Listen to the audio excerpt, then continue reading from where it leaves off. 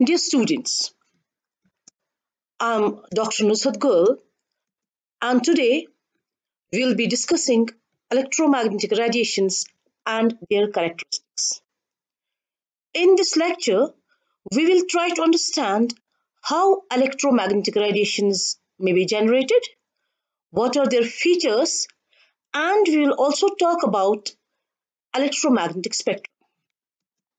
To begin with, let us see how electromagnetic radiations are generated. या ये कहा जा सकता है कि what actually are electromagnetic radiations. Electromagnetic radiation में होता क्या है? We may say that a vibrating charge may produce an electromagnetic radiation. और ये कैसे एक electromagnetic radiation produce कर सकती है? I will try to make you this concept clear. I will try to make you understand this. अगर हमारे पास एक पॉजिटिव चार्ज होती है तो this positive charge it creates an electric field and that electric field points outwards. ठीक है, तो हमारे पास जो इलेक्ट्रिक फील्ड है ये हमें एक पॉजिटिव चार्ज से मिल सकता है. Similarly, if we have got current, अगर हमें मैग्नेटिक फील्ड देखना है कि मैग्नेटिक फील्ड कहाँ से आ सकता है, तो अगर हमारे पास एक वायर है जिसमें करंट है तो इस वायर के अराउंड मैग्नेटिक फील्ड क्रिएट होता है, राइट? तो magnetic field loops around this wire. मगर अगर हम एक करंट कैरिंग वायर के अलावा मैग्नेटिक फील्ड क्रिएट करना चाहते हैं तो डेफिनेटली वी कैन क्रिएट. कैसे? वो हम क्रिएट कर सकते हैं by changing the electric field. ठीक है, सो अगर ये इलेक्ट्रिक फील्ड कैसे चेंज हो सकता है? That can simply be done by oscillating this current, this charge. इसको अप एंड डाउन किया जैसा and we can wiggle it to and fro. ठीक है, जब हम इसको चेंज करेंगे, इस चार्ज की पोजीशन को चेंज करेंगे, ये जो हमारा इलेक्ट्रिक फील्ड है ये चेंज हो जाएगा. That will result in a magnetic field. So इस इलेक्ट्रिक फील्ड की बदौलत हमें एक मैग्नेटिक फील्ड मिल सकता है. ठीक है, इसी तरह से जब ये मैग्नेटिक फील्ड चेंज होता जाएगा तो ये मैग्नेटिक फील्ड हमें जो है ये इलेक्ट्रिक करंट, ये हमें इलेक्ट्रिक फील्ड प्रोड्यूस करेगा. सो वी कैन समराइज कि हमें एक चेंजिंग इलेक्ट्रिक फील्ड से मैग्नेटिक फील्ड मिल सकता है और चेंजिंग मैग्नेटिक फील्ड से इलेक्ट्रिक चेंजिंग इलेक्ट्रिक फील्ड से एक मैग्नेटिक फील्ड मिल सकता है. ये प्रोसेस चलती जाएगी and what will happen, we will get an oscillating electric and oscillating magnetic field. और ये दोनों fields, electric और magnetic fields एक दूसरे के परपेंडिकुलर होते हैं और इसी को हम कहते हैं electromagnetic wave. ठीक है, so simply we can put it like that कि एक changing electric field से हमें एक changing magnetic field मिल सकता है और उस changing magnetic field से हमें एक changing electric field मिल सकता है. ये जो changing electric and magnetic fields होते हैं ये एक दूसरे के परपेंडिकुलर होते हैं और यही प्रोड्यूस करते हैं एक इलेक्ट्रोमैग्नेटिक रेडिएशन. और वो इलेक्ट्रोमैग्नेटिक रेडिएशन उसकी डायरेक्शन परपेंडिकुलर होती है to both this electric field as well as the magnetic field. Hope it is clear. मैं इसको आगे और क्लियर करने की कोशिश करूंगी. फाइन. नाउ ये हमारा इलेक्ट्रिक फील्ड प्रोड्यूस हो जाएगा जो कि ई को दिखाता है, जो हमारे ये स्ट्रेट वेव है, ये ट्रांसवर्स वेव इसका नेचर है, it is transverse in nature. और ये जो इसके परपेंडिकुलर है ये हमारा इसका मैग्नेटिक फील्ड है. ठीक, again we can represent it like this. ये हमारा ये इलेक्ट्रिक फील्ड है अगर हम इसको मानेंगे, ये हमारा मैग्नेटिक फील्ड है. और ये जो लाइन है जो आपको मीडियम एक्सिस दिखाई दे रही है, this is the direction of propagation of the current.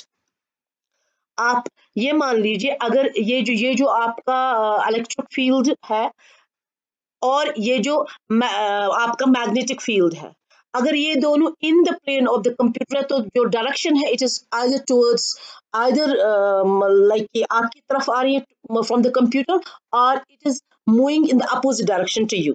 ठीक है, ये यहाँ पे अपवर्ड दिखाई देता है, ये हमारा जो इलेक्ट्रिक फील्ड ये अपवर्ड है, यहाँ ये हमारा डाउनवर्ड है। ठीक है, इसी तरह से अगर हम इसको इनवर्ड मानेंगे तो इसको आउटवर्ड मानेंगे। सिंपल सी बात है कि ये तीनों डायरेक्शंस जो है, चाहे आपका electric field, magnetic field and the direction of the current, these three are mutually perpendicular. यहां देख लीजिए, अगर हम इस ब्लू वेव को इलेक्ट्रिक फील्ड मानते हैं,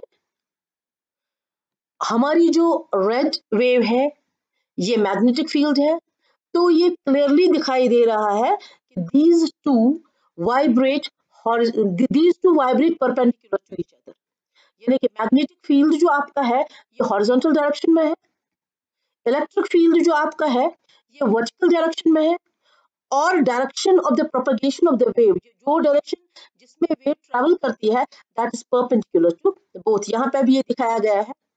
अगेन, अगर ये हमारा इलेक्ट्रिक फील्ड है और ये मैग्नेटिक फील्ड है, these are in this two dimensional plane, तो डायरेक्शन ऑफ द वेव जैसा कि मैंने पहले ही कहा है, it will be in the third dimension, यानी कि ये हमारी तरफ, कंप्यूटर से हमारी तरफ ये डायरेक्शन आ रही है और it is moving in a direction opposite to us, यानी कि इन द जो कंप्यूटर की दूसरी तरफ बाहर आ रही है ये। तो this is how electromagnetic waves are produced, and I will just try to put it in theory. So electromagnetic waves are produced by an accelerated charge. An accelerated charge oscillates about a position and gives rise to an electric field. Due to oscillations of the charge, the electric field is continuously changing and thus gives rise to a magnetic field. जैसा कि मैं समझा चुकी हूँ, charge oscillate हो रही है, charge oscillate होने की वजह से अगर चार्ज एक ही जगह है तो इलेक्ट्रिक फील्ड चेंज नहीं होएगा। अगर चार्ज ऑसिलेट हो रही है तो इलेक्ट्रिक फील्ड चेंज हो जाएगा, जिसकी वजह से हमें एक मैग्नेटिक फील्ड मिलेगा। ये चीज हमें बताई थी सबसे पहले मैक्सवेल ने। मैक्सवेल ने इलेक्ट्रोमैग्नेटिक रेडिएशंस के बारे में सबसे पहले में बताया 19th सेंचुरी में, जिसको हम क्लासिकल इलेक्ट्रोमैग्नेटिक्स कहते हैं, क्लासिकल इलेक्ट्रोमैग्नेटिज्म कहते हैं। उससे पहले न्यूटन ने, ह्यूगन ने इस पे काम किया था, बट इट वाज मैक्सवेल जिसने इसको पर्टिकुलर शेप दी और ये चीज प्रपोज की, जो जिसको हम आज मान रहे हैं कि oscillations of the charge, the electric field is continuously changing and that gives rise to a magnetic field. आ गया जी magnetic field. This changing magnetic field in turn gives rise to an electric field and the process continues. जैसा कि Maxwell ने बताया है, ये जो हमारा मैग्नेटिक फील्ड है, चेंजिंग मैग्नेटिक फील्ड है, ये हमें इलेक्ट्रिक फील्ड देगा। और आगे चलते हुए जब ये changing electric field magnetic field देगा और मैग्नेटिक फील्ड इलेक्ट्रिक फील्ड देगा, सो इररिस्पेक्टिव ऑफ द चार्ज ये जो चीज है ये कंटिन्यू होती चली जाएगी और हमें इलेक्ट्रोमैग्नेटिक वेव मिल जाएगी। The proposition that changing electric field gives rise to a magnetic field and vice versa was made by James Clerk Maxwell. These oscillating electric and magnetic fields are perpendicular to each other and give rise to an electromagnetic wave.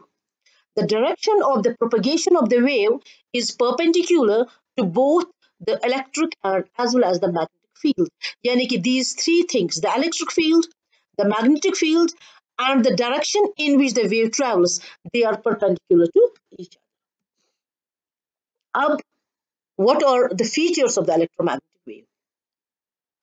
सबसे पहली बात हमें ये याद रखनी है कि electromagnetic wave is transverse in nature.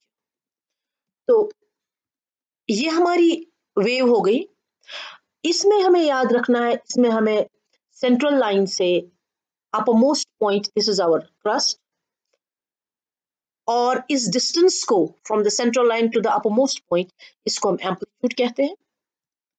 दो कंसेक्यूटिव क्रस्ट्स के बीच जो डिस्टेंस है, ट्रफ्स के बीच जो डिस्टेंस है, उनको हम एक वेवलेंथ मानते हैं, राइट?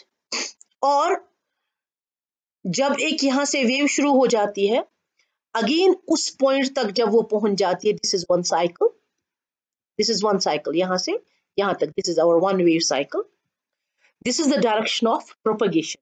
और एक चीज है जिसको कि हम फ्रीक्वेंसी कहते हैं। हमें पता है कि ये जो वेव है इट ट्रेवल्स साइनोसाइडली, ये ट्रेवल करती है एक पर्टिकुलर पॉइंट से कितने कंप्लीट साइकिल्स पास कर सकते हैं इन 1 सेकेंड, उसी को हम कहते हैं फ्रीक्वेंसी, राइट। कितने साइकिल्स एक पर्टिकुलर पॉइंट से 1 सेकेंड में पास करते हैं, उसको हम कहते हैं फ्रीक्वेंसी। और यहाँ पे मैं एक और बात कहूँ आपको, there is a term known as time period. Time period is the time taken by one cycle to pass through a point. कितना टाइम लगेगा एक साइकिल को एक पॉइंट के थ्रू पास होने में। So this time period and frequency are inversely proportional, ठीक है। Crust highest point, trough lowest point, amplitude vertical distance between tip of the crust, that is this, and the central axis, wavelength horizontal distance between two consecutive crusts or troughs, frequency number of full wavelengths और cycles that pass through a point per second, कितने cycles एक point के through pass करेंगे in a second, that is our frequency। मैं again time period बताती हूँ। time period is the time taken by one cycle to pass through a point. Time period is the time taken by a cycle to pass through a point. जितना ज्यादा time एक cycle को लगेगा एक point के through pass होने में, उतने कम साइकिल्स पास होंगे थ्रू अ पॉइंट। इसका मतलब है उतनी कम फ्रीक्वेंसी होगी। That is why we say time period and frequency are inversely proportional. अब हम इलेक्ट्रोमैग्नेटिक स्पेक्ट्रम की बात करते हैं। इलेक्ट्रोमैग्नेटिक स्पेक्ट्रम क्या है? बेसिकली ये जो लाइट हम कहेंगे या जो radiations that are present in the universe, हमारी जो विजिबल लाइट है it's only small portion of that. उनको जब हम अरेंज करते हैं on the base of their frequency या on the base of their wavelength, ये जो entire range of this electromagnetic radiations जो कि सेम ही होती है, ट्रांसवर्सली ही ये प्रोपेगेट करती हैं, उनके कैरेक्टरिस्टिक्स भी सेम होते हैं, उनमें फर्क होता है बिकॉज ऑफ देयर फ्रीक्वेंसी या वेवलेंथ। तो अगर हम इलेक्ट्रोमैग्नेटिक स्पेक्ट्रम की बात करते हैं, सबसे पहले हम क्या करेंगे, हम उस चीज के बारे में बात करेंगे जिससे हम वाकिफ है। Let us talk about the visible region, ठीक है। विजिबल रीजन एक पोर्शन है इलेक्ट्रोमैग्नेटिक इसका स्पेक्ट्रम का। तो इसमें हमें पता है, let us say this is the visible region, और ये जो विजिबल रीजन है I am not able to draw very clearly, please excuse me for that. तो लेकिन मैं समझाने की पूरी कोशिश करूंगी आपको and I believe you will understand it. तो ये जो है ये हमारा रीजन, विजिबल रीजन, ये वायलेट से स्टार्ट होकर के रेड तक चलता है, ठीक है जी, वायलेट टू रेड। अभी जो मैं ये इस तरफ से दिखा रही हूँ it is in the order of increasing frequency, ठीक है। और ऑब्वियसली जो वेवलेंथ होगी वो अपोजिट डायरेक्शन में इंक्रीज होती जाएगी for the region because c is equal to nu lambda, ठीक है।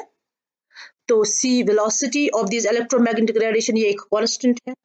सो अगर हमारी फ्रीक्वेंसी बढ़ रही है इस तरफ से तो वेवलेंथ जो है हमारी घटती जाएगी, यानी कि अगर हम इस डायरेक्शन में चलते हैं तो हमारी जो वेवलेंथ है वो डिक्रीज होती जाएगी।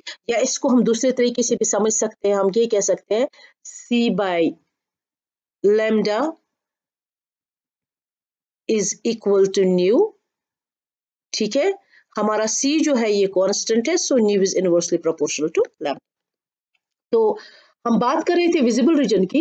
विजिबल रीजन में it extends from violet to red, और इस रेंज में इसकी फ्रीक्वेंसी बढ़ती जाती है। It is somewhere 4 × 10⁻14 hertz to 7.5 × 10⁻14 hertz. और यहाँ इसकी जो वेवलेंथ है it is something like 750 nanometre से लेकर के ये है ऑलमोस्ट 400 नैनोमीटर, ठीक है। It's something like 4 into 10 raised to the power 14 hertz, ठीक है। Let me just 4 into 10 raised to the power 14 hertz से लेकर के ये है 10 raised to the power 14 hertz, ठीक है। और यहाँ से again 7.5 into 10 raised to 7.5 in 10 raised to the power 14 hertz, fine. तो इसी तरह से ये ऊपर है 750 नैनोमीटर से लेकर के 750 से लेकर के 400 अराउंड, यही है इसकी रेंज, यही है 750 नैनोमीटर टू 400 नैनोमीटर, ठीक है। बट ये एक छोटा सा पोर्शन है, इसके अलावा भी इसमें बहुत सारी रेडिएशंस है। जो हमारा वायलेट है, वायलेट हमें ये पता है VIBGYOR, violet, indigo, blue, green, yellow, orange and red, जो इससे यहाँ से हमारी जो रेडिएशंस है इस तरफ से, और हमारी जो रेडिएशंस आर से, रेड से आगे भी है। तो अगर हम स्पेक्ट्रम की बात करते हैं तो हमारे पास कौन कौन सी वेव्स होती है? हमारे पास है रेडियो वेव्स, ठीक है। हमारे पास है व्हाट वी से माइक्रोवेव्स, ठीक, माइक्रोवेव्स। हमारे पास है इंफ्रा रेड वेव्स, ठीक। हमारे पास है विजिबल रेंज, और हमारे पास है अल्ट्रा वायलेट, यहाँ पे यू से मैं रिप्रेजेंट कर रही हूँ ultraviolet. We have got x-rays, we have got x-rays and we have got gamma rays, ठीक है, जी से मैं रिप्रेजेंट कर रही हूँ, ठीक है। तो कभी कभार आपको क्वेश्चन मिल सकता है, छोटा सा क्वेश्चन मिल सकता है ऑब्जेक्टिव टाइप में, और ये क्वेश्चन हो सकता है कि हमें बताइए जी किसकी एनर्जी ज्यादा है, माइक्रोवेव्स की के अल्ट्रावायलेट रेज की, या अल्ट्रावायलेट रेज की के एक्स रेज की, ठीक है। तो एनर्जी को जब भी आपको देखना है तो you will have to remember energy आपको एक वही पर्टिकुलर फॉर्मूले से देखनी पड़ेगी, and that is E is equal to h nu, ठीक है, is equal to h nu जो प्लैंक ने हमें दी, ठीक। तो फ्रीक्वेंसी जितनी ज्यादा है, जितनी बढ़ती जाएगी एनर्जी बढ़ती जाएगी। तो इसका क्या मतलब? इसका ये मतलब हुआ कि जो जब आप आगे बढ़ते जाएंगे तो आपकी रेडिएशंस की जो फ्रीक्वेंसी है वो बढ़ती चली जाती है। जब आपकी रेडिएशंस की फ्रीक्वेंसी बढ़ती चली जाएगी, जाहिर है कि आपके रेडिएशंस की एनर्जी भी बढ़ती जाएगी। That means when we move ahead, जब हम आगे बढ़ते जाएंगे तो फ्रीक्वेंसी बढ़ रही है, दैट मीन्स एनर्जी बढ़ जाएगी। दैट मीन इसका मतलब गामा रेज की ज्यादा है compare to x rays, x rays की ज्यादा है कंपेयर टू अल्ट्रावायलेट, अल्ट्रावायलेट की ज्यादा है कंपेयर टू विजिबल, विजिबल की ज्यादा है कंपेयर टू इंफ्रारेड, और माइक्रोवेव्स और रेडियो वेव्स। और इस तरह से फ्रीक्वेंसी भी प्रेडिक्ट कर सकते हैं अगर आपको ये रेंज याद रह जाती है, इन वेव्स के नाम याद रह जाते हैं, और वेवलेंथ भी प्रेडिक्ट कर सकते हैं। But we are often confuse, हम कभी एन एग्जाम के टाइम में भी स्ट्रेस भी बहुत होता है, तो उस वक्त हम ये भूल सकते हैं कि इस रेंज को कैसे याद रखा जाए। सो मैंने एक छोटा सा ट्रिक इसके लिए डिवाइस किया है, and the trick is, you people don't know but my pet name is Ruhi, ठीक है।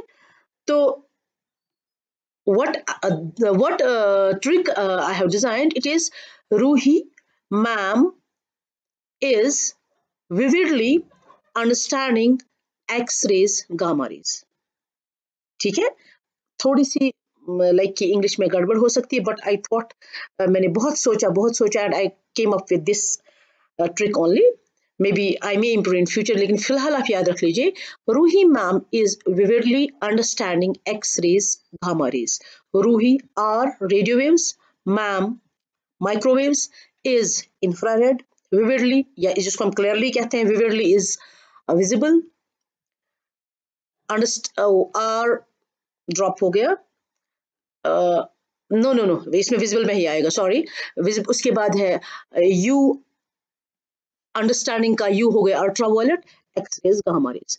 Ruhi ma'am is vividly understanding X-rays, gamma rays, radio waves, microwaves, infrared rays, visible range, this ultraviolet, x-rays and gamma rays. ये sentence आप याद रख लीजिए, तो आपको पता है जो ही आप आगे बढ़ते जाएंगे इसकी फ्रीक्वेंसी बढ़ती चली जाएगी, ठीक है, और एनर्जी सीधी सी बात बढ़ती जाएगी। उस चीज को याद रखने के लिए आप ये याद रख लीजिए कि gamma rays are most energetic radiation, इनकी रेडिएशन सबसे ज्यादा, इनकी एनर्जी सबसे ज्यादा होती है, ठीक है। तो you can predict energy, you can predict this wavelength and you can predict frequency. So ये डेफिनेशन है इलेक्ट्रोमैग्नेटिक स्पेक्ट्रम का। It is the entire range of electromagnetic radiations arranged on the basis of their wavelength and frequency. जो मैंने आपको ऊपर समझाया, अब इन radiations के थोड़े से यूजेस एंड क्या इनसे हमें रिपरकशंस या डेंजर्स क्या हो सकते हैं, तो I will just read them out, क्योंकि इसमें समझने के लायक कुछ उतना ज्यादा है नहीं। Radio waves emitted by gases and stars in space. You may take the screenshots, uses वगैरह याद रखने के लिए आप screenshots ले सकते हैं, and then it may be very helpful. Radio waves are the lowest frequency waves and are mainly used for communications. Lowest frequency here only, you can see. These are used for communications. What is the danger? Where we should be cautious? Large doses of radio waves may cause cancer and other disorders. Then we have got microwaves, extremely high frequency radio waves. These are high frequency radio waves. Microwaves are high frequency radio waves, okay? And are made by various types of transmitters, okay? Produced by a transmitter chip and an antenna in a mobile phone. यानी कि mobile phone से ये खारिज होती है microwaves, and by a magnetron in a microwave oven. Their wavelength is usually a couple of centimeters. Stars also give off microwaves. Uses: microwaves vibrate water and fat molecules and thus heat up a substance. ठीक है, microwave में अक्सर अपना food गर्म करते हैं, so what's the reason? They vibrate water and fat molecules and thus heat up the substance. For this reason we use microwaves to cook many types of foods. Dangers: prolonged exposure to microwaves is known to cause cataracts or which is clouding of cornea. So that's why जब हम mobile phone बहुत देर के लिए देखते हैं तो sometimes we feel that blurred हमें लगता है, तो it may cause prolonged exposure से हमें clouding of cornea हो सकती है. Microwaves from mobile phones can affect parts of the brain as we are holding the transmitter right by our head. Then we have got infrared waves, उनको heat waves भी कहा जाता है. They are given off by hot objects such as stars, lamps, flames, and anything else that is warm, including our body. Uses: they are used for many tasks, for example, remote controls for TVs, video recorders. Physiotherapists use these lamps, these infrared lamps, to help heal sports injuries.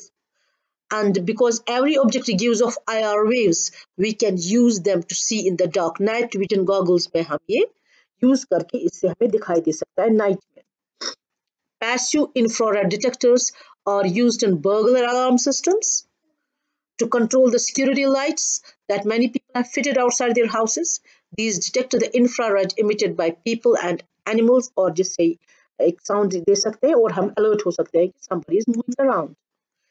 Track criminals at night using cameras which can see in the dark. ये क्या करते हैं ऐसे cameras? They use infrared waves instead of ordinary light. उससे क्या होता है? Which is why people look bright in these pictures. ये हम अक्सर देखते हैं जैसे ज्योग्राफी वगैरह में भी रात के टाइम में जब एनिमल्स को दिखाते हैं तो वो ब्राइट दिखाते हैं. It is because of the use of these infrared cameras.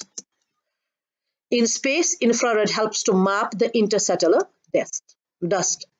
Visible range: tiny portion of the electromagnetic spectrum that's visible light can be detected by our eyes. Light bulbs, stars, etc. emit visible light. Dangers: our retina may be damaged by too much light. This may happen when we look at some bright object such as the sun. Ultraviolet rays: sun is the main source of ultraviolet radiations. Hot materials that are in space also emit ultraviolet radiations. They are used detecting forged banknotes in shops and hardening some types of dental filling. UV lamps in discos make our clothes glow as some substances in the washing powder fluoresces when UV light strikes them. Positions marked with a security marker pen is invisible unless we shine a UV lamp at it. Hospitals use UV lamps to sterilize surgical equipment and the air in operation theaters rather, as UV light can kill microbes. Food and drug companies also use UV lamps to sterilize their products. Dangers. Large doses of UV can damage our retina and can cause sunburns, even skin cancer. X-rays are very high frequency waves and carry a lot of energy. That's why we are not allowed to, अगर किसी का x ray हो रहा होता है तो technician हमें उस वहां पे बैठने की इजाजत नहीं देता और खुद भी most of the times they just use shields. X-rays are given off by stars and strongly by some types of nebula.